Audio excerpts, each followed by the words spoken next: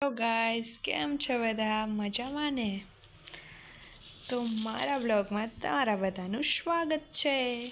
તો આજે હું બનાવવા જઈ રહી છું આનાથી એક હેલ્ધી ફાકી જેવું બનાવીશ કે જેને ખાવાથી આપણા પગનો દુખાવો હોય કે સ્કિન રિલેટેડ કોઈ બી પ્રોબ્લેમ હોય તો આનું આપણે ચૂર્ણ બનાવી અને સવારે ગરમ પાણીમાં 1 ચમચી જેટલું નાખીને પી લેવાનું. આમ તમે જોઈ શકો છો, આ છે આપણે ડ્રમસ્ટિક જેને ઇંગ્લિશમાં કહીએ ને તેના પાંદડા છે.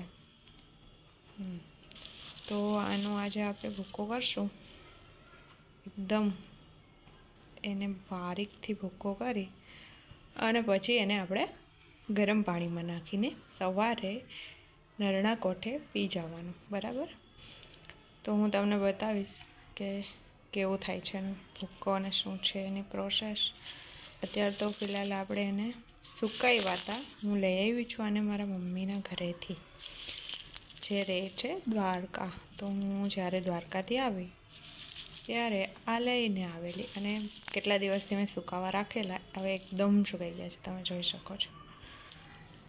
તો આનો ભૂકો કરી અને હવે આપણે ડેઈલી આને પીવાનું છે.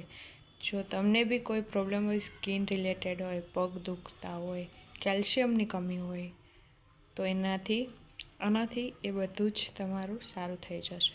ઠીક છે? તો તમે બી એકવાર ટ્રાય કરી શકો છો. હું તમને ગ્રાઇન્ડ કરીને પછી છેલ્લે એનો ભૂકો બતાવું છું. તો તમે જોઈ શકો છો કે મેં આને ગ્રાઇન્ડરમાં મિક્સ કરી લીધું છે.